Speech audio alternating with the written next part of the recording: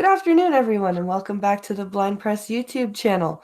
And it's Saturday, so we're here with another Star Trek stream, and we are talking about the next two-parter in line for DS9, which is Season 3, Episodes 11 and 12, called Past Tense. This is another time travel episode. And I gotta say, I do enjoy time travel episodes. But this, where's the pause button? There it is. Sorry. No. The mute button. Yeah. Yeah. No. Yeah. So this episode is amazing for so many reasons. And before we get into why it's amazing, I'm just going to quickly put a synopsis up. And is this going to be after you introduce the other people who are streaming with you today? I'm pulling a U. Okay, today with us, we have the one and only Skeptalk. Hey, everybody. And Irate Prostate is joining us today. How are you, bud? Hey, I'm good. Oh, that's awesome. Yeah. If I was any happier, I'd be twins. Yes. I was going to say triplets, but So this two-parter is about Sisko and Bashir accidentally being transported through time to the 2024 is actually the year, which really struck me, and I'm going to tell you why after I summarize this. And they have to deal with there's a serious historical event that they happened to arrive just around, and it comes due to circumstances that happen in the episode. Sisko ends up having to play the part of one of the heroes of this historical event in order to fix the timeline, basically. And I don't think they even know the timeline got screwed up. Like Sisko and Bashir, I mean. Kira and them do. But because this starts out on the Defiant, we've got Kira, O'Brien, Odo, Sisko, and Bashir. And Kira, Odo, and Dax. So Dax, Bashir, and Sisko get transported to the 21st century. Odo, Kira, and O'Brien stay behind and figure out what's going on. Which we find out is a problem with the Defiant's cloaking device reacting with chronoton particles in the hull. Good old chronotons. Yeah. God damn them. You can blame them for anything. Yep, you totally can. And this episode is amazing for so many reasons. Philosophical reasons, acting reasons, story, writing reasons. And honestly, because of the way our world is right now, when I watch this episode, I go, yeah, I could see that. Telling the future. Yeah. It's supposed to be 5 years from now, right? And San Francisco's a sanctuary city. Yeah. This is one of the, you know how good science fiction always has a warning for the future? Yeah. Mm-hmm. This is one of these episodes that even in 1995? Right. They were calling it. They were calling it. And when you look at what's going on right now in, people calling for having sanctuary cities and, the state of the mental health care system, the state of do you know what I mean? If you think back to what was in the news back in the 1990s, the people were talking about the fact that, hey, maybe turning all the crazy people out on the street was not a great idea. It wasn't as fantastic an idea. That was Reagan. As we thought it was, right? Right, yeah. And that something had to be done. Something had to be done. The asylums had turned into hellholes. Yeah. But places full of crazy people are going to tend to do that. Mm-hmm. I mean, it's really hard to take care of crazy people, and it's that's a very, very tough thing. It really challenges us morally as a society, what to do with them. So so if you think about society and sanctuary cities taking care of people, and the Democratic Party, ideal of society taking care of the individuals. Basically, what you end up with is zones of cities that become effectively concentration camps. They become concentrations of people who can't take care of themselves, ghettos, right? Yeah. Of people who are living subsistence lives and are handed out food and fight for a place to sleep. Remember he was going around from place to place. Sorry, we're full up. Look someplace else for a place to sleep, and then the peculiar ecologies, the sick ecologies that develop inside those concentration camps began, of artificially scarce resources began to develop. Those are the things that the Kamala Harrises of the world, they never brush their elbows up against that stuff. The AOC will never even she'll never witness anything like that. She'll never even understand what that is. There's even a scene where they illustrate that, where at the dinner party. Yes. Where they're like, well, where else are they supposed to put them? Right. Exactly. What else are you supposed to do with them? They're ugh. Yeah. Right. They're poor people in public. And Dax is just like, what the fuck is wrong with you, lady?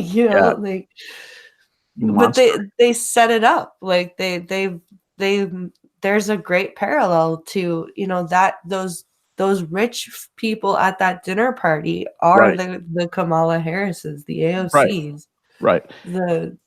There's an interesting thing that goes on. If I can just zoom out to 100,000 feet or to low Earth orbit here, just for a minute, and that is one of the things I love about the Star Trek, really all the Star Trek paradigms, is that those guys get to live in a time when privation, when survival resources are not scarce anymore. Yes. And everybody has medical care all they want, food all they want, shelter all they want. Okay. Mm-hmm. And so, Maslow's hierarchy of needs, man, you're already well into ego. You're way above survival and well into the middle levels of ego on the way. And then the brightest people are the ones who get to strive for self-actualization. That's self-actualization, man. Yeah. Maslow, it's been a while, dude. Yeah. Abe and I were friends. Went to different schools together. But I made that up a long time ago, and it's still a funny one. I like that, man. Thank you very much. We went to different schools together. That's right. Yeah. I'm stealing that shit, dude. Yeah, have at it. It's in public domain. I'm going to be dead soon. I'm passing it all on to the next generation. I might beat you there, bro. Fighting for crib space. Anyway, so I just wanted to get that out there. That's kind of a fun thing about that. So this brings you back, 2024. It's still resources are still scarce, and so these guys are transported down, and they see what it's like. They have no frame of reference, and they're like, "You're horrible." Mm-hmm. Well, what else are we supposed to do with them? You're horrible. and the lady said, "Well, you're crazy. What else are we supposed to do?" Well, you're horrible. Mm-hmm. You know what? You can see the gulf across which they're shouting at each other. I it's thought it was cool. It's represented also in Bashir's basic abject horror. Yes. At what he's seeing. Yes. And Sisko understands it a little bit better because he's that century, that history in that century has been kind of a thing that he studies. Yeah. But Bashir is just like, what's going on? And I have a thing to say about that. Me too. It was one of the things that disappointed me about this episode. Okay. I expected to see more reflection from Sisko about what he expected to see and what he saw. What about the decision? They just chose not to write that, and or maybe they wrote it and it ended up on the cutting room floor because I realized that's nerdery and that's filler, and that's for people like me who know that Sisko has an interest in that. Mm-hmm. But that was something interesting that I thought was could have been explored more than it was. Mm. I kept waiting for him to go into a sociological reflection about it, and I never really saw that. Yeah, but that's not Sisko, though. I know. Not a sociologist. But he is capable of introspection and reflection. True. He's not a one-dimensional character, and I love that about him. I didn't like Sisko at first. I didn't either, and this episode, he's growing on me. Yeah, this episode, because this isn't the first time I've watched it, but when I first watched Past Tense, I was like, okay, now I like Sisko. Yes. It's like from the moment he doesn't do it here in this year, but like the next year, I think he starts shaving his head and shit, and it made it. It's like I don't know. I think everybody's getting into their characters at this point, right? They've gone 2 seasons, and so they're easing into the headspace of who they're supposed to be. I think. Yeah. So the temporal time the Prime Directive, I thought he was real cavalier. I thought that was from a Trekkie standpoint. I'm like, holy shit! Why would he even want to take that guy's identity? Right. Yeah.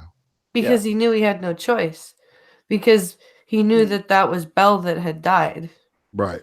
And Bell had to rescue it, or the timeline would be broken. And that's when Starfleet and all that shit disappeared, was when he died. Yeah. Right. And because Kira and O'Brien are sitting there going, where is everything? And then Odo just walks in and goes, what are you two doing with the the communications array? I'm trying to talk to Starfleet security. And they're like, there's no evidence they're there. Are you guys doing something to the communication array? That was that was actually one of my favorite moments of this whole of Past Tense, was that oh shit moment. Mm-hmm. What did they do to the timeline? Oh, we fucked up the timeline. Wow. Oh, that is so funny. And then you've got I like the 30-second, because it's a very serious episode most of the time. Yes. So those 30-second intervals where Kira and O'Brien are transporting down to the different timelines, are very good to comic relief, and they're very well placed. Yeah. Absolutely. You get them appearing in like the 40s or the 20s, I would say. And then the next time they show up and it's the 60s, right? Yeah. He's got the theoretically, I think they're outside the Grateful Dead's jam pad. Yeah. Yes. Yeah. Also, did you notice at the beginning, Odo has a really funny line. I can't remember what it was. It was something about it's a Starfleet, strictly a Starfleet. Oh, yeah. What did he say? Where he goes, those dinners are strictly for Starfleet. Yes, that's what it was. Like, it was right at the beginning, and I come on. Oh no, you are awesome. I have no wish to attend. Yes, yeah. You It was just know? this driest, humorous. It was very humorous remark. Anyway, I thought it was just kind of this little throwaway line. I went, "Oh no, you stud!" That was very funny. It was. Anyway, I got a kick out of that. So. Odo's the best. Yes, he is. Why? So many people, when I say I love Odo, and it's like, what? Are you insane? Odo is so cool. He is cool. He's one of the most interesting characters in the whole thing. Probably my biggest knock is that he doesn't get more screen time. Mm. I begrudge, Major Boring every second she's, Major Boring. Kira, yeah. Major Kira. I begrudge her every second of screen time. Wow, the more she I just watch bores her, me senseless. yeah, the more I watch her, the worse she gets, man. It was like, when I was watching it in the 90s and shit, I was like, okay, she's okay. I'd rather have Ensign Rowe, blah, blah, blah. But now I'm like going, holy shit, she's just a bad actress. Yep. Yeah.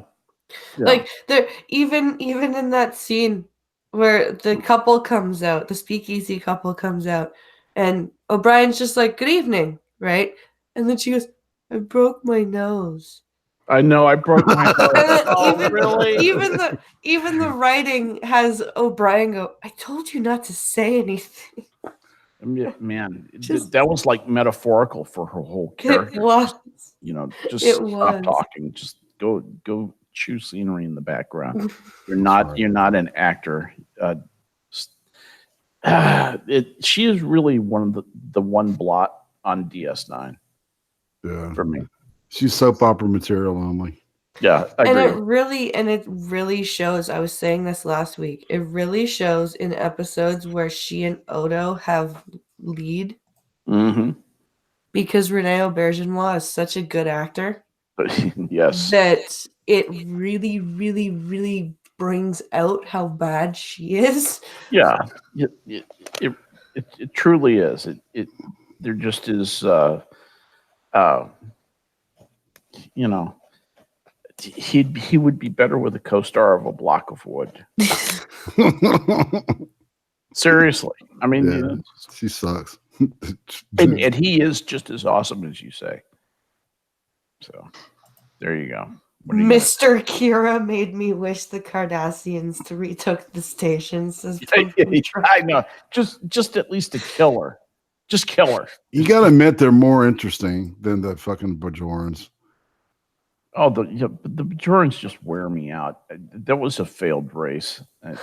The Bajorans. The prophets will save us. Oh, fuck. Yeah. How can any spacefaring people still have prophets? Really? Yeah, but see, that's kind of a moral fag. It's like it's a double-edged thing, right? What do you mean? What do you mean? How do you mean that? It's like they're disrespecting on people of faith by portraying her like they are, right? And the whole right. And then on the other side, it's like, why would they even have this shit in the future anyway? Okay, but they're overdoing it, in my opinion. Yeah, on both sides. On both sides, exactly, yeah, exactly. That's my point. Yeah, that's a good point, actually. Yeah, and when I say moral fagging, it's just like people that try to be moral, and they're like, "Come on, man, this is the internet." You know what I'm saying? Yep. Morality is a. I don't know. These days, it's a relative. It's this fucking it's a subjective thing at this point. Well, everybody operates on situation ethics. Exactly. Anyway. Oh yeah. Make shit up as they go along. How do you make a moral judgment? Well, I do whatever I feels right at the moment. Oh, okay. Kind of like a rap star. I got you. Exactly. If it feels good, a rap star. Right. Exactly. If it makes my wiener feel good, that's what I'm gonna do. So whatever. Sorry. So who else thinks that this episode also shows you actually how good a Dr. Julian is? Oh, how good? Yes. Because Yeah. before you're kind of like, okay, are you a good doctor or are you just like some Lothario who's wandering around the station, right? Like, Yeah. but I always got the feeling that he was a well-trained, probably top-notch in school kind of a doctor. Probably on top of all of, top of his class, top of exams, great in practical factors, great in clinics, all that stuff. mm, But when he got out and had to interact with people, that's what I wanted to see was could he be a good doctor then?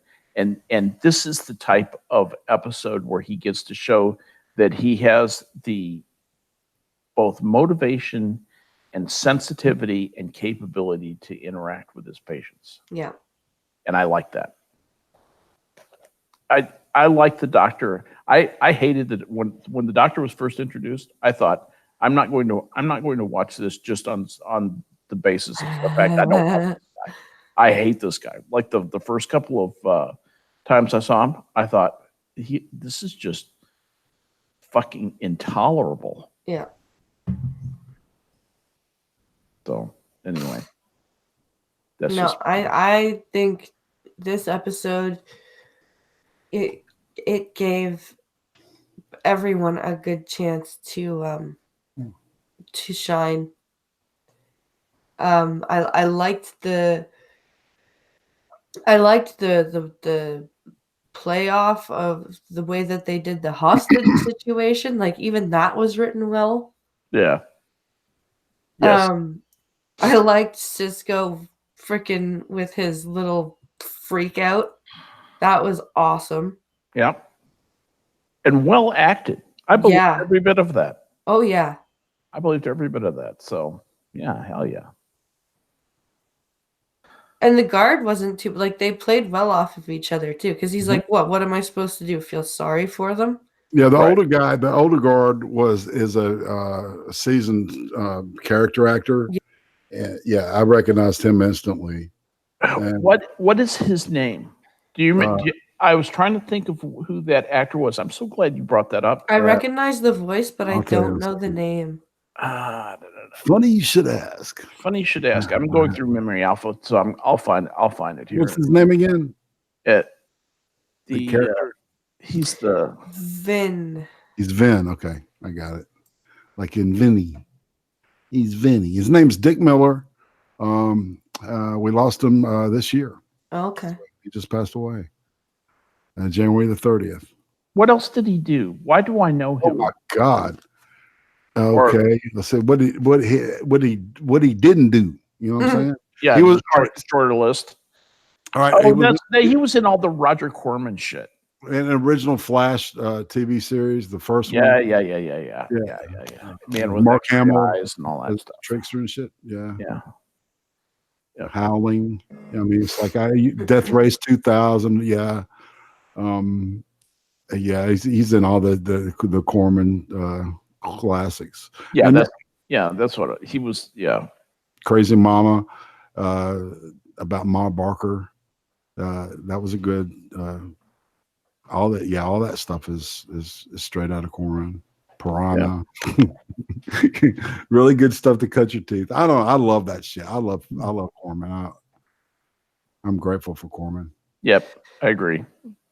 So Green Thunder says, would Julian have been as good of a doctor if he hadn't been genetically engineered? No.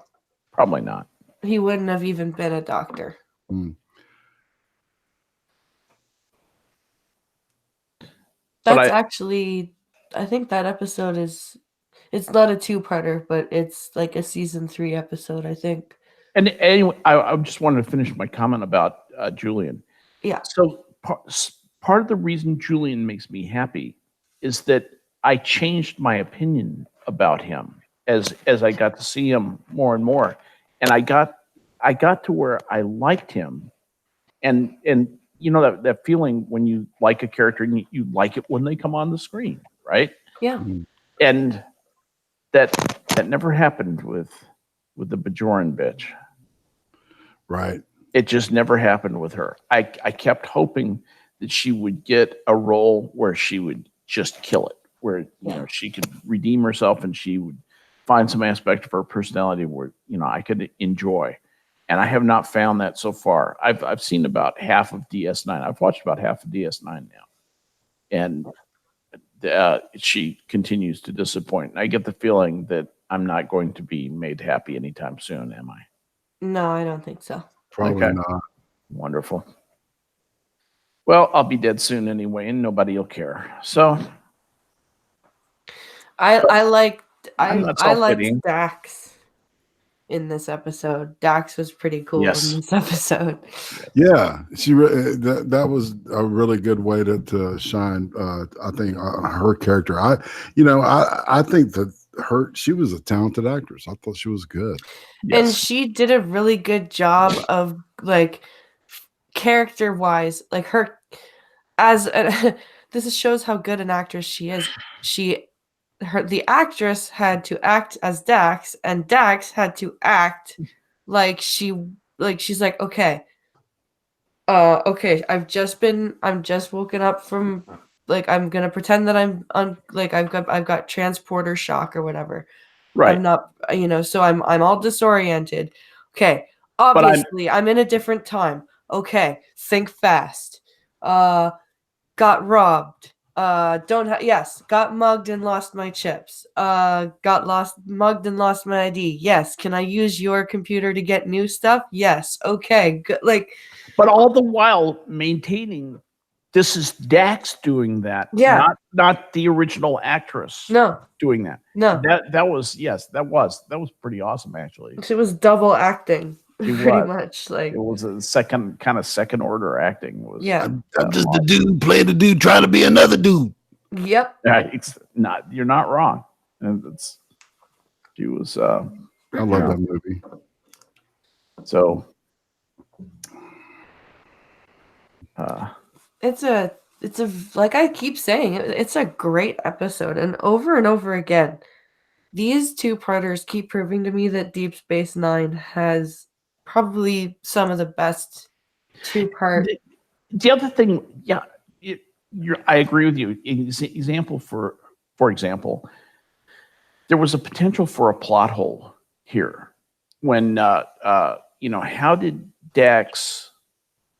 would Dax have known that it was that people without IDs would be in sanctuaries? But they made sure that there was an event that happened. That's just good writing. Yeah.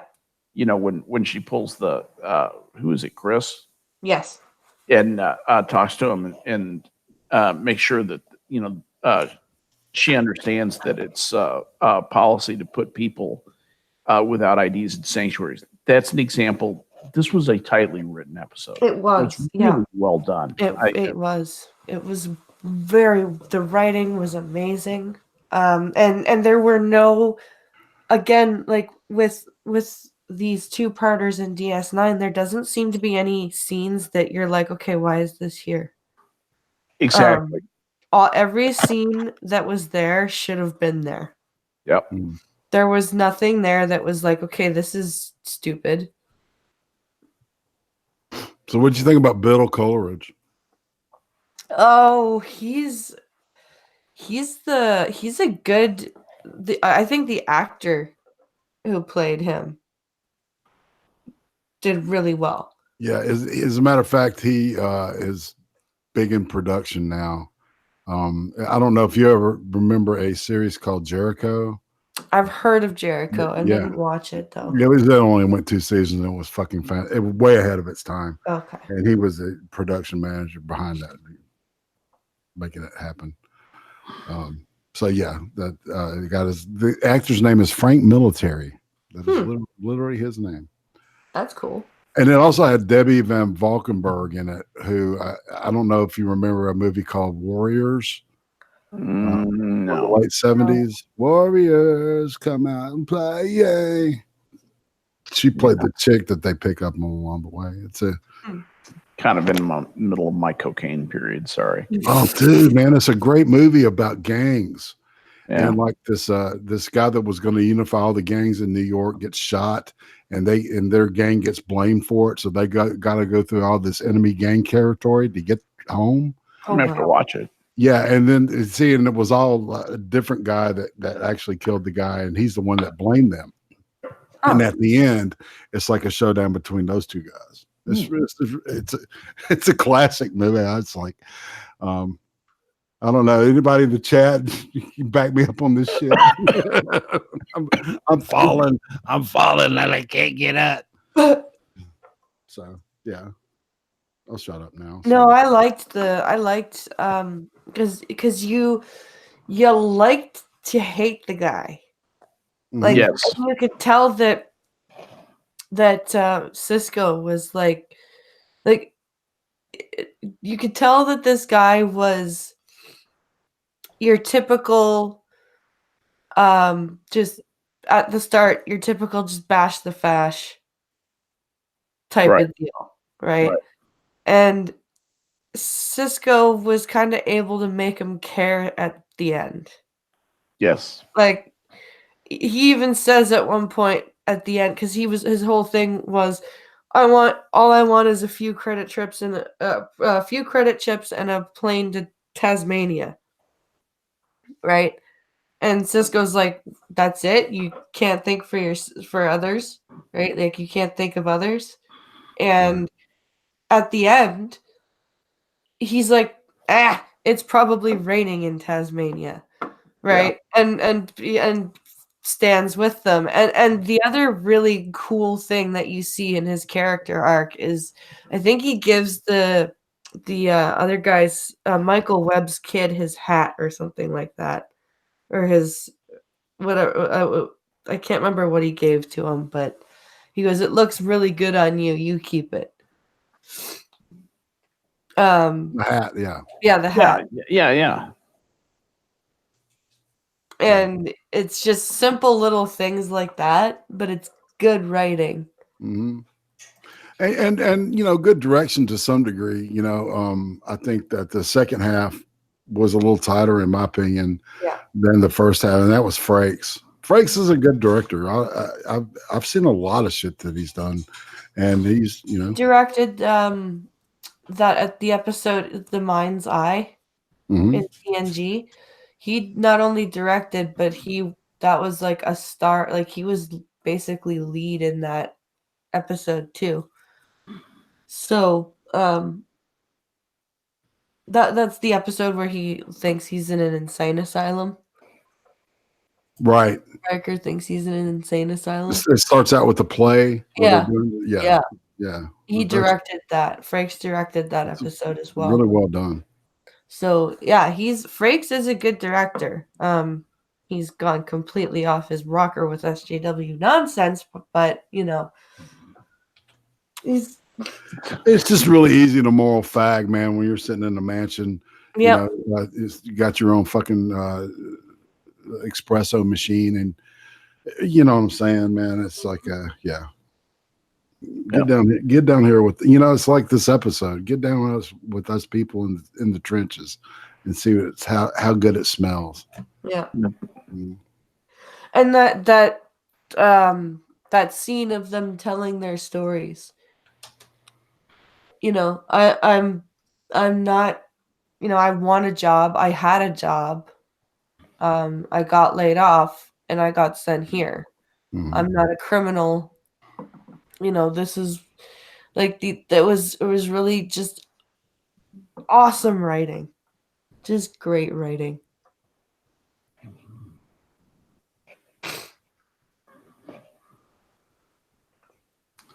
So just as a comic relief moment, I was thinking about this a minute ago. I forgot to say it. Oh, okay. The hippie who witnesses them beaming up. Mm-hmm. Yeah. The look on his face. Yeah. Wow. Yeah, he says, "Wow." Yeah, giving the flowers, that was kind of dumb. I don't know. I thought that was I don't know. I just thought it was funny. It was funny as shit, though. I don't detect any electrostatic interference. What? I don't detect any electrostatic interference. What? They're not here. And there's no freaking and there's no music anymore. Yeah. And that's when the chicken that did get out of the van. Yeah. Just, there's just so much like yeah, but there was no punchline in that scene. Why did they say something like, "God damn, this acid is so good"? because it didn't need it. It was just Yeah, exactly. it's like in that Understating. opening scene from the Voyager episode Future's End. At the openings when you see Captain Braxton's ship come down Mhm. and the hippie is at this campfire and he's drumming away on whatever and he sees it and he goes far out and then it cuts to credit. Like that's the same thing. Like you don't need any more than that. It's just like it just fits, Yeah, you less is more. So, but anyway, so I just less is more. Oh my goodness. I also did like you really gonna shoot me, Belle? I don't think so. Think again. Yeah. I thought we were on the same side here. We are, but you get on my nerves, and I don't like your hat. I don't like your hat. I just like that. I love the way Cisco just continues to show his derision for him. Yes. Like, hey, how do you think it looks like this? And he goes, it's your head and your decision. And then just walks away. Right. Cisco, like, he's got the best way. Like, Avery Brooks. Yeah. Just delivers things in a way. Like, he's got a voice. He does. He's very he's good. Just a good actor. Good actor. Like even in season 1, there's a couple of glints of it, like when he punches Q, and Q's like, "You hit me. Picard never hit me." He's, I'm not Picard. It's,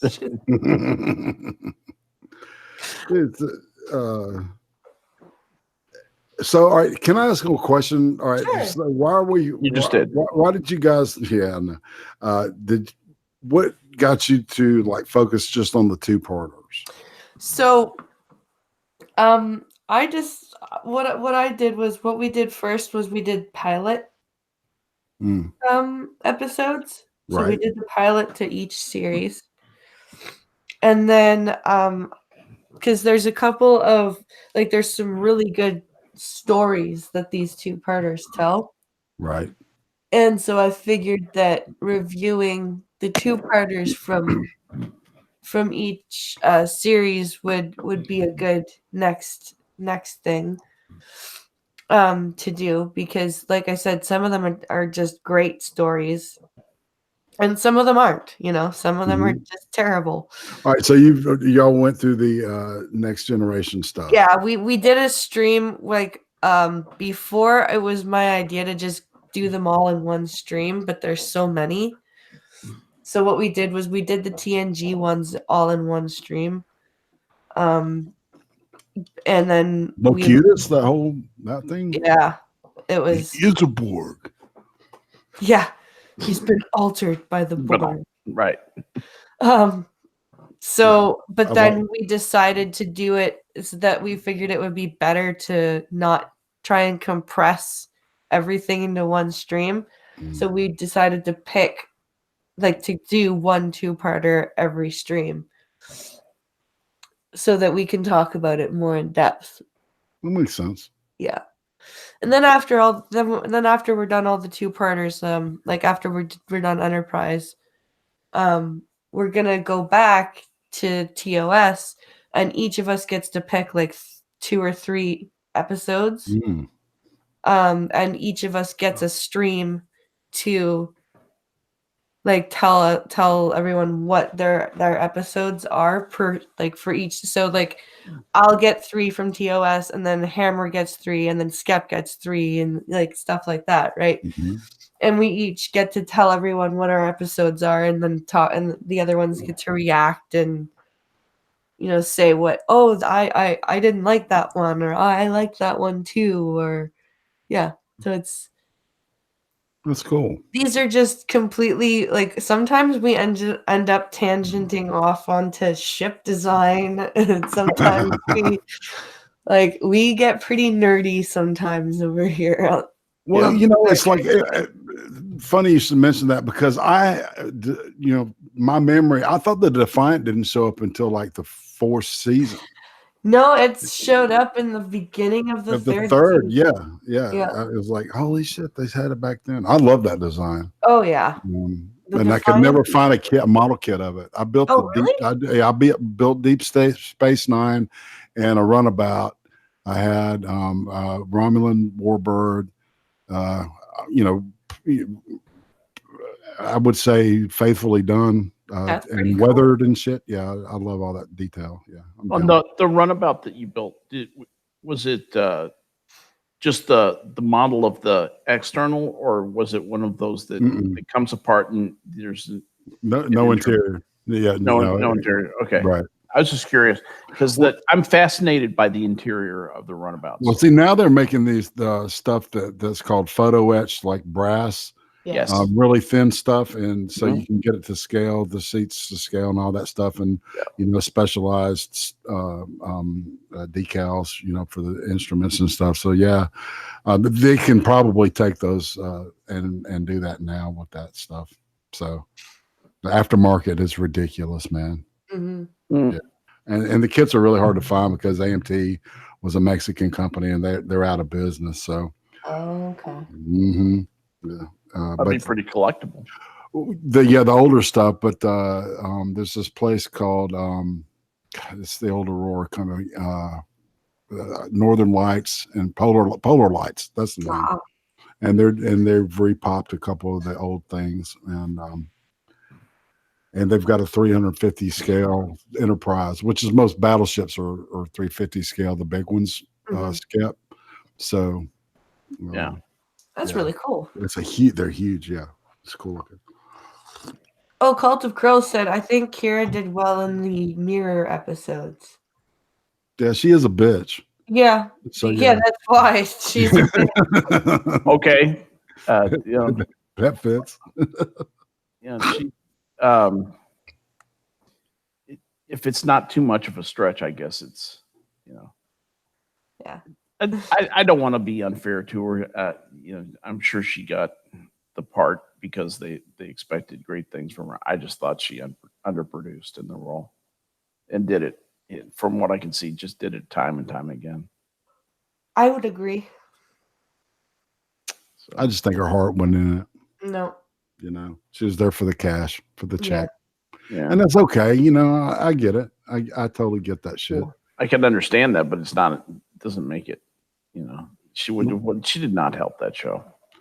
Right. Whereas, Terry Farrell did great in the spirit of the show. I think part of you has to be I don't know. There has to be something that about the part that you're playing that it really genuinely appeals to your core. Yeah. To really, to do a great job at it. What did you guys think when Dax changed to the God, I can't remember the last one's name. The little chick. Oh, I can't remember. I haven't seen I'm not that far into Deep Space Nine yet. I'm just where I'm at season 6 where I have not watched yet. Yeah, I'm still making my way through that too. I know that there is a change, but I can't remember what the new Dax's name is. God, I wouldn't ask a dumb question like that. Yeah, I don't want to. Oh, I'll look it up. I don't want to. Don't spoil it. I have to. I just love the whole Dax concept. Yeah. Mm-hmm.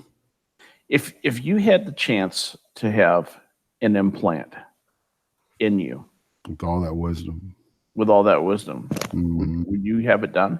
Oh God, yes. Yep. So would I. Interesting. Yeah. All three of us say yes. Yeah. So you wouldn't be worried about the losing some autonomy or losing some critical aspect of you-ness?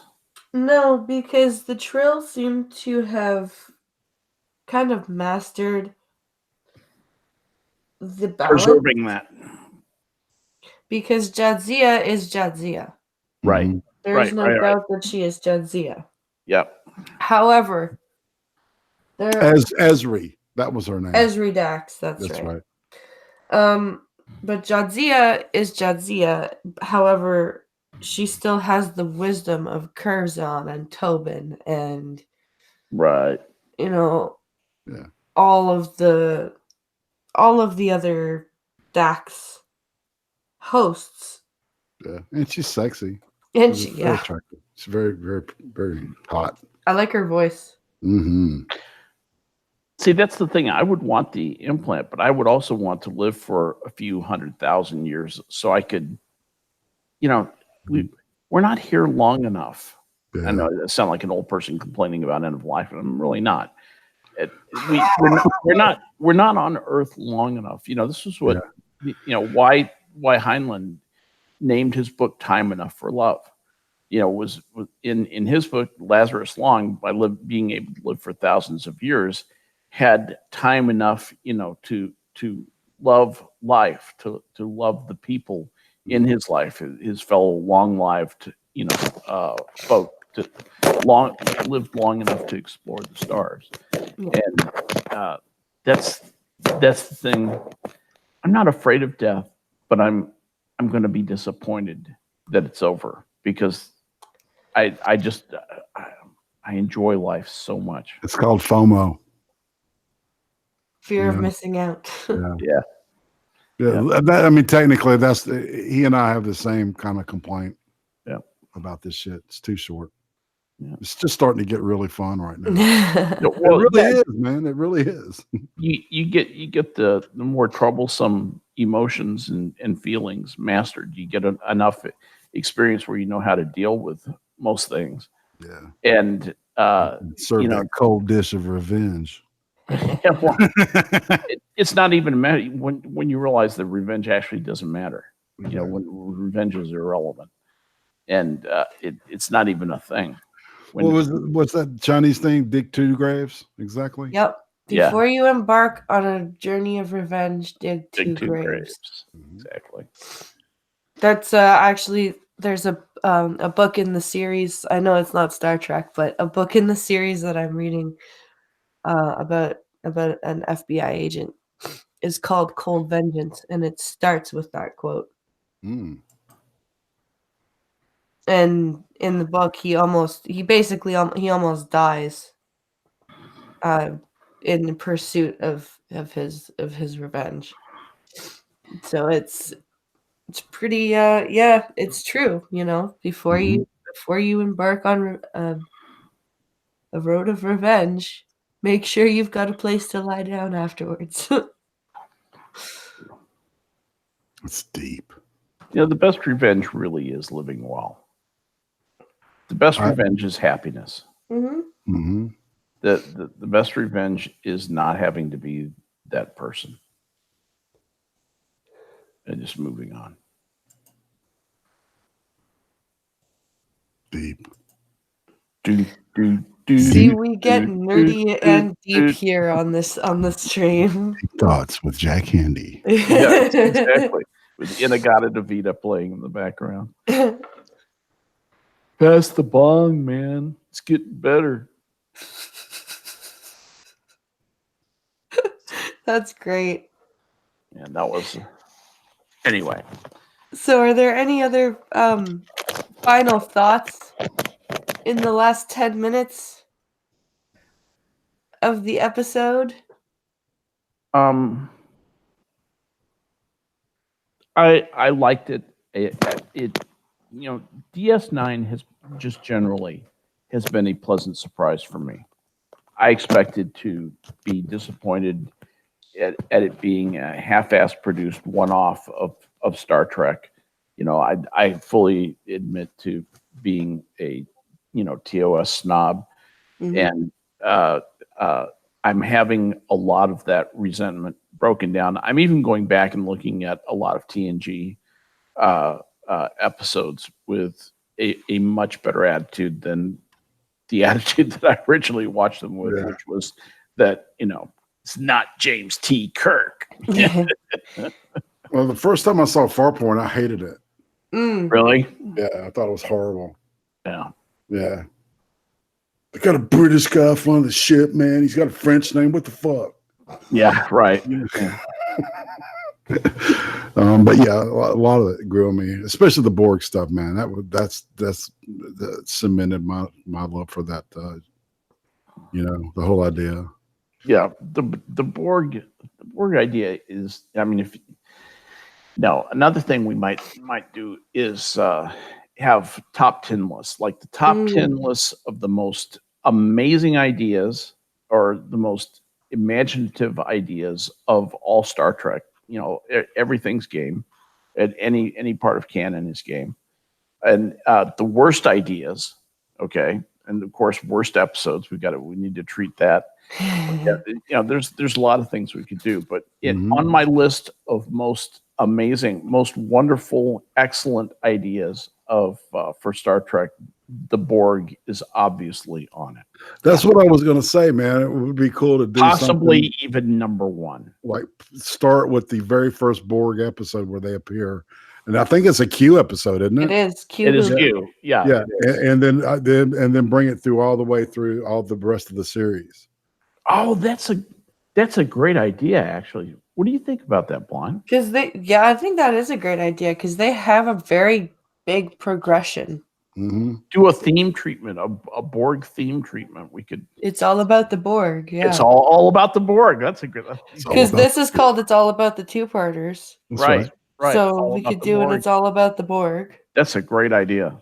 Both of you, but great idea, guys. See, this is why I had Irate come on here. Yeah, I know. He's a very imaginative, very creative guy, and proud to call him one of my good friends. Yeah, I was listening to a band before we did this called Frumpy from the 70s. Okay. Skep, check them out, dude. Frumpy. Yeah. I think Frumpy, like the description word. Yeah, exactly. It's a I German. think I've heard of them. Yeah, it's a German prog rock band from like the early. They were 70s. Hamburg. They were out of Hamburg, right? Yeah. Yeah.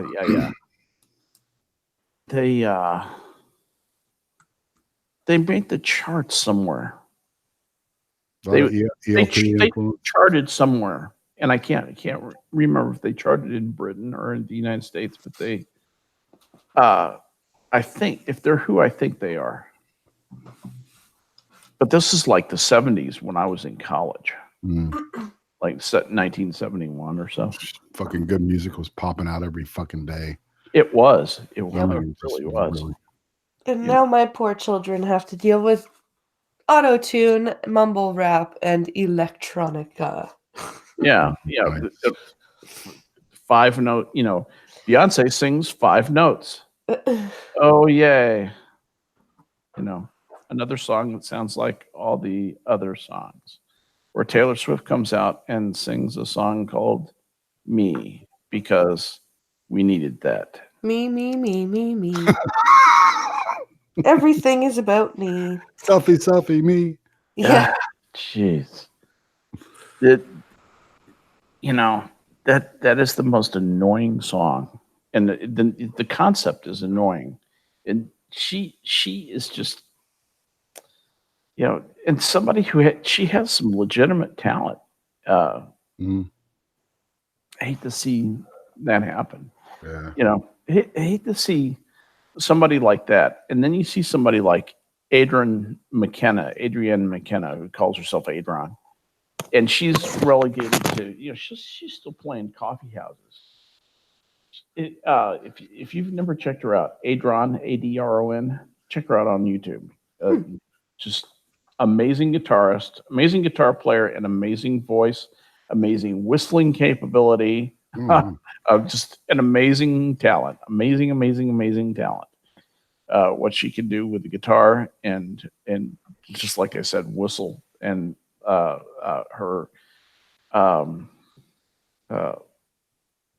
she's an awesome performer. She can't catch a break. She's had a couple of minor record deals, and Nothing ever won any place because people don't want to listen to actual music anymore. You listen to her music, and it's beautiful music. I mean, it's beautiful. She has a beautiful voice, truly a beautiful voice. But nobody wants to listen to that anymore. They want to listen to the jacked up, auto-tuned crap.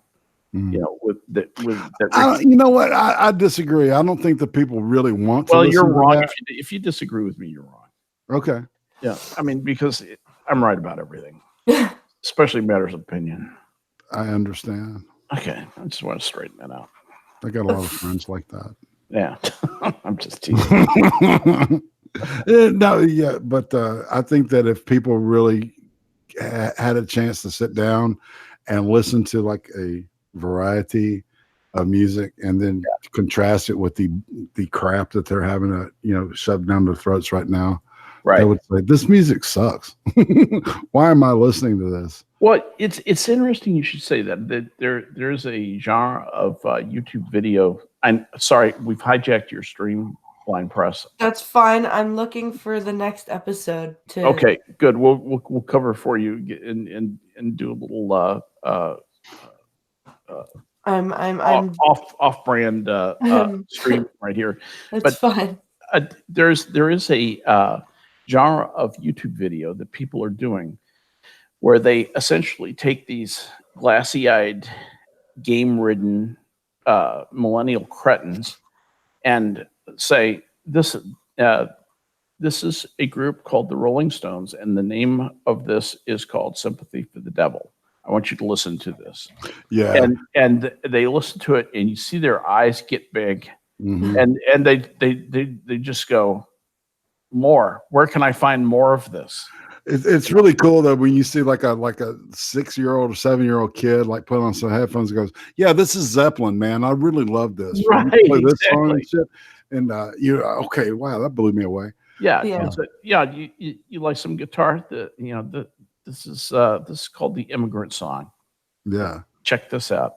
Yeah, or Black Dog, or whatever. There's all kinds of good stuff back there that people can listen to. There's a huge catalog of music that people don't listen to anymore. Right. It hurts my heart that they don't. And it's also interesting that a lot of these musicians just allow it to be played freely on YouTube because they know that it won't be paid. People will not pay for that, so they like it that it's on YouTube, even just paid for free. Like Eric Clapton is that way; he lets all his stuff be free. And for example, the Eagles are the opposite. They're just complete bitches about it, and want to copyright protect everything. So is Sharon Osbourne. Yeah, Sharon Osbourne. Oh, fucking bitch. Head up her ass. Yeah. I mean, there's some Sabbath that she doesn't have control over. But Paranoid. Well, and Paranoid, there's some live shit that's really good. Yeah. A French TV broadcast that they did like the week after they had finished recording the second album, right? Yeah. And, oh, dude, it's incredible. Yeah. I'm dumb. I've been Googling, and I'm like, I have Netflix right here. Why am I not looking at the episode list in Netflix right there now? You go. Dumbass. Yeah. Well, it's we've all done that. We've all done that. Okay, so I think the next episode, the next two-parter is the one that doesn't have the same name. So these are two different titled episodes because you know how most two-parters they have the same name, share the same title. Yeah. These two do not. The first one is called Improbable Cause. The second one is called The Die Is Cast. So what season? This is season 3, episodes 20 and 21. Gotcha. Oh. Looks like we're going to be dealing with some Ramis. Cardis. Yeah. Cardis and Ramis, dude. Cardis and Ramis. Yeah. Oh, my. Cardis and Ramis and humans. Oh, my. and Dominion. Oh, my. Yeah. So this is going to be a Garrick-centered two-parter, which I like. I love Garrick. Yeah. Garrick is I just love Garrick. He's So- Robinson's a part, great actor, too. man. Yeah. Yeah, he's a So great actor and a great part. Perfect. next week is going to be The Improbable Cause and The Die Is Cast. Be there or be square. Either or be square. Thank you for coming and watching, and thank you, Irate and Skep, for joining me. We also send our well wishes to Hammer. Yes. We hope that he recovers soon and can rejoin us. Yes. Get better, man. Also, if you guys are around tonight, I'm doing another live stream, clearing up some stuff. That's all I'm going to say about it right now. But if you'd like to come watch, it's at 10 p.m. Eastern. Already got the reminder set on. I'll be sharing the link out closer to that time. And also, the Blind and the Special is tomorrow night at 10 p.m. Eastern, as always. And Is that pink Carlo guy going to be on with yes, that pink Carlo guy will be on the Blind and the Special tomorrow. Pete Carlo. Pink Carlo. We love you, Vanilla Bear. That's funny. Tomorrow, I'll be interviewing Mad Woman Muses on the ice Oh, cream. cool. That's Yeah, when, Brandon, 5 Mad- Eastern? Yeah. So that's the ice cream interviews, 5 p.m. Eastern. Come excited. watch that. That's And don't forget to always a tune good in time. for Blind Press's regular coffee stream. on Yes, Monday. Monday starting back Monday at noon, and hopefully I'll be all the way back to healthy. I'm man. starting to develop a flippin' ear infection. Yeah, I'm about 3/4 of the way through my ear infection. I think I'm finally getting well. So Yeah. I hope you get to feeling better. Hope we're all well. So everyone have a great Saturday. We'll see you tonight at 10. Thanks everyone for watching, and we'll see you later. Good night. Bye, everybody.